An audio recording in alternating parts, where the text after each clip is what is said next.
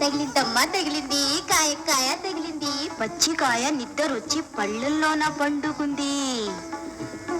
తెల్లవారగానే పండిపోయింది. కాయ పండ కాటేస్తానంది. పడగా మీ గడ తంటాలు తంటాలు విరేకిందిరా.